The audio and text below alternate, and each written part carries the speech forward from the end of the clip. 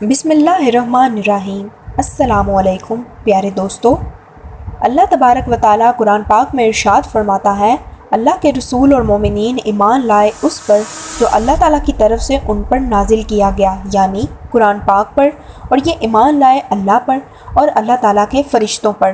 پیارے دوستو، اللہ تعالیٰ کی بنائی ہوئی اس کائنات میں سب سے چھوٹا سیارہ زمین ہے، اور زمین کی گہرائیوں کی انتہا سے لے کر آسمانوں کی بلندیوں کی انتہا تک کوئی بھی مقام، کوئی بھی سیارہ اور کوئی بھی جگہ ایسی نہیں جہاں پر اللہ تعالیٰ کے فرشتے موجود نہ ہوں۔ پیارے دوستو، آج کی اس ویڈیو میں ہم آپ کو بتائیں گے کہ اللہ تعالیٰ نے فرشتوں کو کب اور کیسے پیدا کیا، اور فرشتے پیدا ہونے کے بعد سب سے پہلا کام کیا کرتے ہیں، اور فرشتوں کی تعداد کتنی ہے، اور اللہ اپنے فرشتوں کے ذریعے اس دنیا کا نظام کیسے چلا رہا ہے، اور فرشتے کیا کھاتے پیتے ہیں، اور کیا فرشتوں کی بھی اولاد ہوتی ہے، اور کیا فرشتوں کے اندر بھی مرد اور عورت موجود ہیں، اور فرشتوں کی زندگی کتنی ہوتی ہے، اور ان کو موت کس طرح آئے گی۔ پیارے دوستو، ان تمام تر سوالوں کے جوابات آج کی اس ویڈیو میں بتائیں گے، لہٰذا آپ سے گزارش ہے کہ ہمارے اس ویڈیو کو آخر تک ضرور دیکھیے گا۔ پیارے دوستو، فرشتوں پر ایمان لانا ہر مسلمان کے لیے ضروری ہے۔ ان پر ایمان لائے بغیر کسی بھی مسلمان کا ایمان مکمل نہیں ہوتا۔ فرشتے اللہ تعالیٰ کی وہ مخلوق ہیں جو تمام تر انسانوں اور تمام تر جنات سے طاقتور ہیں، کیونکہ اللہ تعالیٰ نے فرشتوں کو نور سے پیدا کیا ہے، اس لیے یہ اللہ کی نورانی مخلوق ہیں۔ جیسا کہ حدیث سے واضح ہے کہ حضرت عائشہ رضی اللہ تعالیٰ عنہ بیان فرماتی ہیں کہ فرشتوں کو اللہ تعالیٰ نے نور سے پیدا کیا، اور جنات کو آگ سے، اور انسانوں کو مٹی سے پیدا کیا گیا۔ بات کرتے ہیں فرشتوں کی پیدائش کی۔ اس کے متعلق روایات میں آتا ہے کہ اللہ کے فرشتوں کی تخلیق تمام جنات اور حضرت آدم علیہ السلام کی تخلیق سے بہت پہلے ہو چکی تھی۔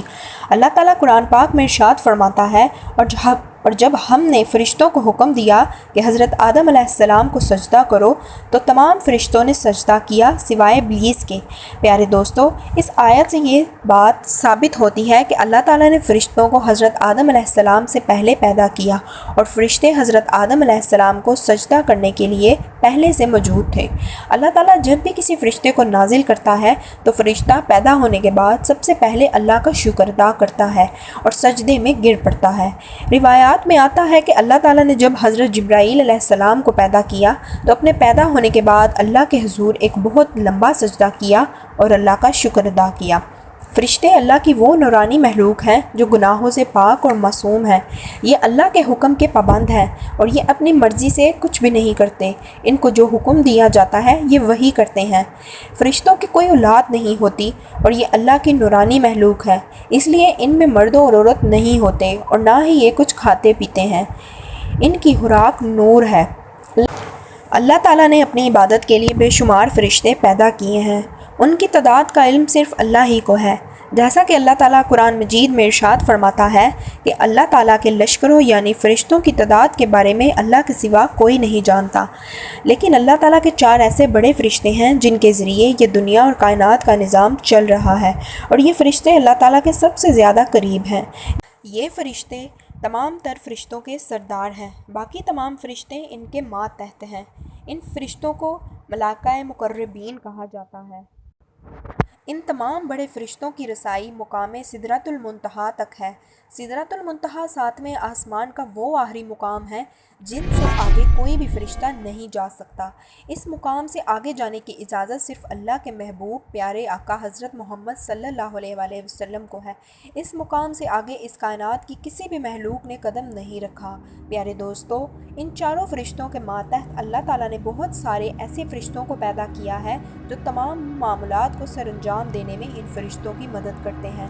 پیارے دوستو، ملائکہ مقربین کے بعد ملائکہ اسفل کا مقام آتا ہے۔ یہ فرشتے دوسرے درجے کے فرشتے کہلاتے ہیں، اور یہ اپنی طرف سے کچھ بھی نہیں سوچتے، بلکہ ان کو جس کام کا حکم ملتا ہے یہ وہی کرتے ہیں۔ ان فرشتوں کو قاصد فرشتے یا روحانیون بھی کہا جاتا ہے۔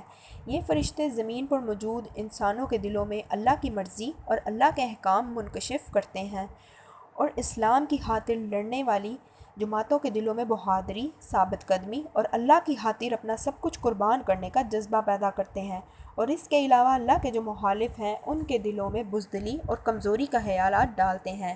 ان فرشتوں کی رسائی بیت المعمور تک ہوتی ہے۔ بیت المعمور وہ مقام ہے جو سدرۃ المنتہا سے نیچے ہے۔ اس مقام کو فرشتوں کا کعبہ بھی کہا جاتا ہے۔ یہاں پر 70,000 فرشتے اللہ تعالیٰ کی عبادت اور طواف کے لیے آتے ہیں۔ ان فرشتوں کے بعد ملائکہ ارضی و سما کا نمبر آتا ہے، جنہیں زمین و آسمان کے فرشتے کہتے ہیں۔ یہ فرشتے ہر وقت اللہ کی عبادت میں مشغول رہتے ہیں۔ یہ فرشتے اللہ کے پیارے نبی حضرت مصطفیٰ محمد صلی اللہ علیہ وسلم پر درود پاک بھیجتے ہیں اور اس کے برعکس کفار پر لعنت و ملامت بھی کرتے ہیں۔ پیارے دوستو، کرامن کاتبین یہ فرشتوں کی وہ قسم ہے جو ہر وقت ہر انسان کے ساتھ رہتے ہیں۔ اللہ تعالیٰ نے ان فرشتوں کو اس کام پر لگایا ہے کہ یہ ہر انسان کے اعمال کا حساب رکھتے ہیں۔ ان میں سے ایک فرشتہ انسان کے دائیں کندھے پر ہوتا ہے اور دوسرا فرشتہ ہر انسان کے بائیں کندھے پر ہوتا ہے۔ ان میں سے دائیں کندھے والا فرشتہ نیکیاں لکھتا ہے اور بائیں کندھے والا فرشتہ گناہ تحریر کرتا ہے۔ اسی طرح جنت کے اندر کاموں کو سرانجام دینے کے لیے فرشتوں کو حضرۃ الجنہ کہا جاتا ہے۔ یہ فرشتے جنت میں رہنے والے انسانوں کی خدمت کے لیے ہیں اور جنت میں تمام فرشتوں کے سردار کا نام رضوان ہے۔ جہنم کے اندر کام کرنے والے فرشتوں کو حضرۃ الجہنم کہا جاتا ہے۔